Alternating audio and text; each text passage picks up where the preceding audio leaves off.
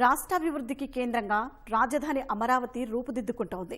అయితే అమరావతిలోని కాలువలు దశాబ్దాలుగా నిర్లక్ష్యానికి గురై తోడు గుర్రపు డెక్క మొక్కలతో నిండిపోయాయి. ఆక్రమణలు పూడికతో కుచించుకుపోయాయి. వాటిని తీర్చిదిద్ది విశాలమైన కాలువలుగా, వినోదం విహారానికి కేంద్రాలుగా తీర్చిదిద్దాలని సంకల్పించింది కూటమి సర్కారు. ఏ వాగుల్ని చూపించి అమరావతి మునిగిపోతుందని దుష్ప్రచారం చేస్తున్నారో వాటినే రాజధానికి వరంగా మార్చుతోంది. చిన్న కాలువలను విశాలంగా మార్చి వాటికి ఇరువైపులా 20 నుంచి 30 మీటర్ల మేర సుందర వనాలు అభివృద్ధి చేయనుంది. కొండవీటి వాగు, పాలవాగులను అభివృద్ధి చేయడంతో పాటు కొత్తగా ఒక కాలువ తవ్వుతోంది. మొత్తంగా 6 జలాశయాలు, 3 ప్రధాన కాలువలను ప్రభుత్వం ప్రతిష్టాత్మకంగా నిర్మిస్తోంది.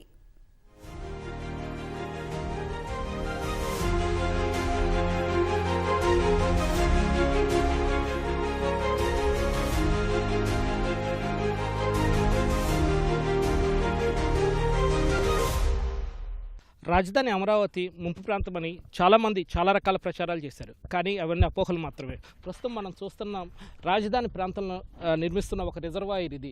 ప్రధాన కాలువ తవ్వకం అనేది ఎలా జరుగుతుందో మనకి స్పష్టంగా కనిపిస్తూ ఉంది. ఇలా 1 కాదు 2 కాదు, మొత్తం 3 రకాలు రిజర్వాయర్లు ఇక్కడ రాజధాని ప్రాంతంలో నిర్మిస్తున్నారు. ఇవన్నీ కూడా రాజధానిని ముంపు నుంచి పరిరక్షించడంతో పాటు సమగ్ర నీటి నిర్వహణకు ఇవి ఎంతో కీలకం కానున్నాయి. ఆ విశేషాలేంటో ఇప్పుడు చూద్దాం.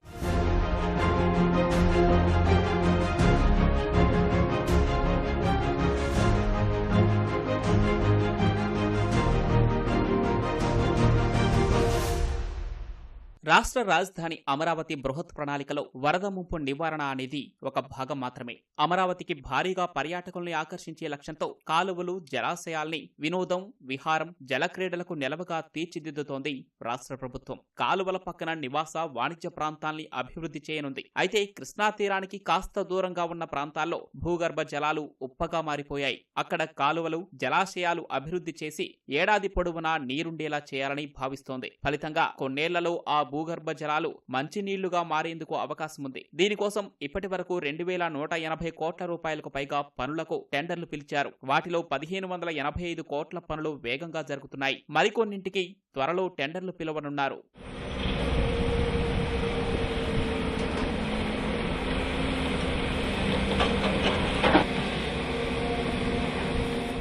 రాజధాని ప్రాంతంలో గత 100 ఏళ్లలో వచ్చిన వరద లెక్కలు పరిగణలోనికి తీసుకున్నారు. అలాగే 2024లో కృష్ణానదికి వచ్చిన వరదలు కూడా దృష్టిలో పెట్టుకుని 24 గంటల వ్యవధిలో గరిష్టంగా 298 మిల్లీమీటర్ల వర్షం పడితే కొండవీటి వాగులోకి సుమారు 22,000 క్యూసెక్కుల నీరు వస్తుందని అంచనా వేశారు. భవిష్యత్తులో భారీ వరదలు వచ్చినా రాజధానికి ముంపు సమస్యలు తలెత్తకుండా పక్కాగా ప్రణాళిక సిద్ధం చేశారు. అయితే కొండవీటి వాగు గుంటూరు జిల్లాలోని పేరేచెర్ల ప్రాంతంలోని కొండల్లోంచి వస్తుంది. అక్కడ భారీ వర్షాలు కురిస్తే కొన్ని గంటల వ్యవధిలోనే వరద ఉధృతంగా ప్రవహిస్తుంది. ఇకపై ఎంత వరద వచ్చినా ఆ ప్రభావం రాజధానిపై పడకుండా ప్రణాళిక రూపొందించారు. మొత్తం నీరు ఒకేసారి ఉండవల్లి వద్ద కృష్ణానదిలో కలవడానికి ముందు రాజధాని ప్రారంభంలోనే 3 నీటిని మళ్లించి వైకుంఠపురం వద్ద కృష్ణానదిలో కలిపేందుకు కొత్తగా గ్రావిటీ కెనాల్ తవ్వుతున్నారు. అలాగే 6 రిజర్వాయర్లు నిర్మిస్తున్నారు. వాటిలో 3 జలాశయాల పనులు ఇప్పటికే మొదలయ్యాయి. వాటి మొత్తం సామర్థ్యం 1.31 టీఎంసీలు. ఇవన్నీ పూర్తయితే ఎంత భారీ వర్షం కురిసినా నీరంతా ఈ జలాశయాలు, కాలువల్లోకి చేరుతుంది. నీరు ఎత్తిపోయాల్సిన అవసరమూ ఉండదు. ముందు జాగ్రత్తగా ఒక పంపింగ్ స్టేషన్ ఏర్పాటు చేశారు. ఇంకా 2 నిర్మించనున్నారు.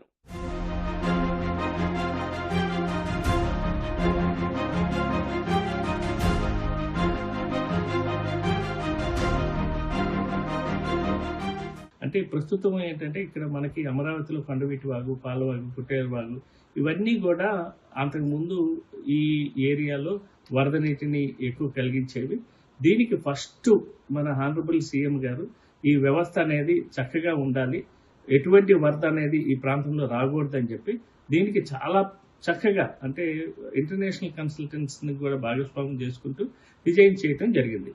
అంటే ప్రస్తుతం ఉన్నటువంటి అన్ని కెనాల్స్ సిస్టమ్ అంతా కూడా చాలా వైడనింగ్ చేశాం. వైడనింగ్ చేసిన తర్వాత అలాగే ఇంటర్మీడియట్గా ఇంపార్టెంట్ ప్లేసెస్లో నీరుకొండ ఇలాంటి ప్రాంతాల్లో కూడా మనం రిజర్వాయర్స్ని కడుతున్నాం. దీని మూలంగా ఏమవుతుందంటే నీరంతా వచ్చినా ఆ రిజర్వాయర్లో స్టోర్ అవుతుంది. అది సమ్మర్లో కూడా మనకి ఉపయోగపడుతుంది అనమాట. సో వీటి మూలంగా ఏంటంటే మల్టీపర్పస్ యూసెస్ ఉంటుంది. ఒకటి వరద నీటిని మనం కంట్రోల్ చేస్తాం, అలాగే మన ప్రాంతంలో ఆ వరద నీటి వ్యవస్థలోంచి మంచి నీటికి ఉపయోగించుకుంటాం, ఇతర నీటి అవసరాలకు కూడా ఉపయోగించుకుంటాం. అలాగే మనకి కెనాల్ వ్యవస్థ ఒకటి ఉంది, బ్లూ అండ్ గ్రీన్ వ్యవస్థ ఉంది. వాటికి అన్నిటికి కూడా ఈ నీటిపారుదల అంటే మొత్తం నావిగేషన్ కానీ వీటికన్నిటికి ఉపయోగపడుతుంది. ఇది మల్టీపర్పస్ ప్రాజెక్ట్ కింద తీసుకోవటం జరుగుతుంది. ఈ వ్యవస్థ అంతా కూడా తయారైతే అమరావతి టాప్ 5లో గ్యారంటీగా ఉంటుంది అనే దానికి సందేహం లేదు. ఇక రాజధానిలో నిర్మిస్తున్న రిజర్వాయర్లు, వాటి నీటి నిల్వ సామర్థ్యం ఒక్కసారి పరిశీలిస్తే నీరుకొండ రిజర్వాయర్ 440 ఎకరాల విస్తీర్ణంలో ఉండగా దాని సామర్థ్యం 0.4 టీఎంసీలు. కృష్ణాయపాలెం రిజర్వాయర్ 0.1 టీఎంసీల సామర్థ్యంతో 190 ఎకరాల విస్తీర్ణంలో నిర్మిస్తున్నారు. శాఖమూరు రిజర్వాయర్ విస్తీర్ణం 44 ఎకరాల విస్తీర్ణంలో 0.1 టీఎంసీలు సామర్థ్యం ఉండేలా నిర్మిస్తున్నారు. పెదపరిమిలో 0.33, వైకుంఠపురంలో 0.17, లాంలో 0.3 టీఎంసీల సామర్థ్యంతో మరో 3 జలాశయాలు నిర్మించబోతున్నారు. వ్యాప్కో సంస్థ డిపిఆర్లు సిద్ధం చేస్తోంది. వీటిలో పెదపరిమి, రాజధాని కోసం 2వ విడత భూ సమీకరణ చేస్తున్న గ్రామాల్లో ఉన్నాయి.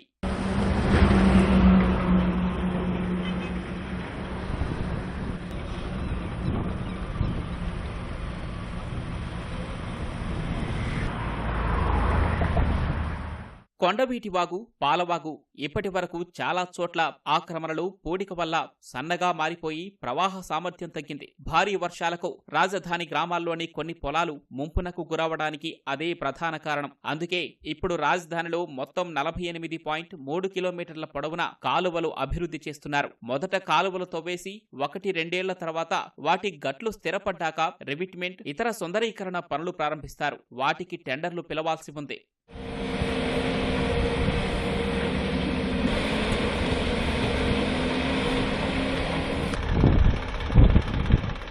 గ్రావిటీ కెనాల్ను 7.8 కిలోమీటర్ల పొడవుతో నెక్కల్లు నుంచి దొండపాడు వరకు తవ్వుతున్నారు. కాలువ అడుగున 40 మీటర్లు, పైభాగంలో 70 మీటర్ల వెడల్పుతో నిర్మించనున్నారు. అలాగే 2 పక్కల 20 మీటర్ల చొప్పున హరిత వనాలను ఏర్పాటు చేయనున్నారు. ఇక పాలవాగు విషయానికి వస్తే దొండపాడు నుంచి కృష్ణాయపాలెం రిజర్వాయర్ వరకు 16.7 కిలోమీటర్ల పొడవున తవ్వుతున్నారు. ఇది 2 భాగాలుగా ఉంటుంది. మొదటి భాగం దొండపాడు నుంచి అమరావతి గవర్నమెంట్ కాంప్లెక్స్ ఏజీసీ వరకు 7.4 కిలోమీటర్లు ఉంటుంది. ఇరువైపులా 30 మీటర్లు హరిత వనాలను ఏర్పాటు చేస్తున్నారు. రెండో భాగం ఏజీసీ నుంచి కృష్ణాయపాలెం వరకు 9.3 కిలోమీటర్లు ఉంటుంది. దీనికి ఇరువైపులా 20 మీటర్ల చొప్పున హరిత వనాలను ఏర్పాటు చేస్తున్నారు.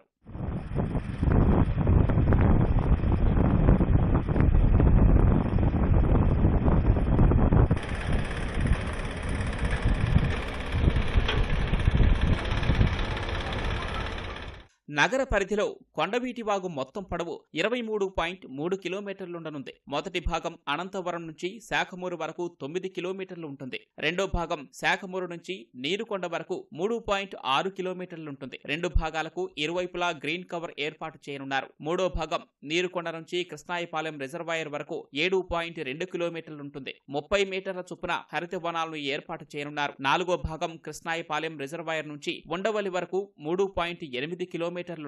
30 మీటర్ల చొప్పున హరిత వనాలు ఏర్పాటు చేయనున్నారు.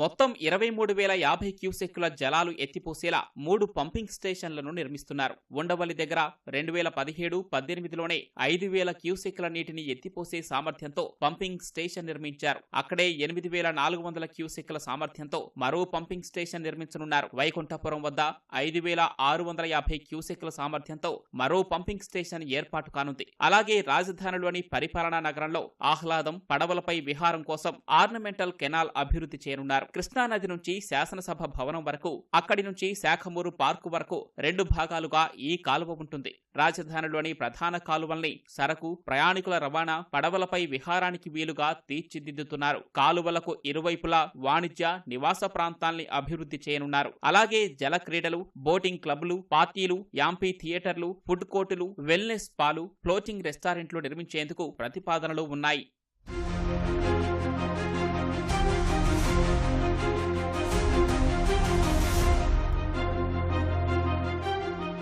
ఏదైనా ఫ్యూచర్లో వచ్చినా కూడా, ఏదైనా వర్షం నీళ్లు వచ్చినా కూడా ఇబ్బంది లేకుండా ఇటు పాలవాగు కానీ అటు కొండవీటి వాగు కానీ చాలా స్పీడ్గా చేస్తున్నారు. కృష్ణాయపాలెం దగ్గర ఓ రిజర్వాయరు, శాఖమూరు దగ్గర ఓ రిజర్వాయరు, నీరుకొండ దగ్గర ఓ రిజర్వాయరు, ఈ వైకుంఠపురం దగ్గర ఓ రిజర్వాయరు, మొత్తం 4 రిజర్వాయర్ల పనులు కూడా జరుగుతున్నాయి. చాలా వేగంగా జరుగుతున్నాయి. ఈ అమరావతి ఈ పాలవాగు కానీ కొండవీటి వాగు కానీ ఈ అభివృద్ధి చేసి అటు పరివాహక ప్రాంతాలను డెవలప్ చేసినాడు. ఇది ప్రపంచం స్థాయిలో ప్రపంచంలో ఏ రాజధానికి తీసిపోకుండా ఉంటుంది. పాలవాగు కానీ కొండవీటి వాగు కానీ అభివృద్ధి చేయడం అన్నీ మళ్ళా అమరావతి అవసరాలకు సరిపోను వాటర్ సౌకర్యాలు కూడా స్టోరేజీకి చేస్తున్నారండి. ఈ పాలవాగు కొండవీటి వాగు చేస్తేనండి అనేక రకాలుగా ఉపయోగాలు ఉన్నాయండి. ఎందుకంటే మంచినీటి అవసరాలకి ఉపయోగం ఉంటుంది, మళ్ళీ వరద ముంపు లేకుండా కూడా ఉంటుందండి. ఇప్పుడు వరద ఎక్కువ ఉన్నప్పుడు స్టోరేజ్ చేసుకోవడానికి ఉంటుంది. అమరావతి ప్రజలకు కూడా నీటి అవసరాలకి మంచినీళ్ళకి కూడా అన్ని రకాలుగా ఉపయోగకరంగా ఉంటాయి. మళ్ళీ బోట్ షికారు కానీ ఏదైనా కానీ పాలవాగు మీదుగా పెట్టారండి, అన్ని రకాలుగా బాగుంటుందని చెప్పి మేము అనుకుంటున్నామండి. రాజధానిలో జలాశయాలు, కాలువలు, ఉండవల్లి పంప్ హౌస్ పనుల్ని మొత్తం 4 ప్యాకేజీలుగా చేశారు. కొండవీటి వాగు, పాలవాగులను 590 కోట్లకు పైగా అంచనా వ్యయంతో నిర్మిస్తున్నారు. Sakhamuru reservoir gravity canal, Krishnayapalem reservoir 386 కోట్లకు పైగా అంచనా వ్యయంతో, నీరుకొండ రిజర్వాయర్ 608 కోట్లకు పైగా అంచనా వ్యయంతో చేపట్టారు. ఉండవల్లి పంపింగ్ స్టేషన్ 595 కోట్లకు పైగా అంచనా వ్యయంతో ప్యాకేజీ చేయగా పనులు ఇంకా ప్రారంభం కాలేదు. మొత్తంగా ఈ పనులన్నీ పూర్తయితే రాజధాని రూపురేఖలు మారనున్నాయి.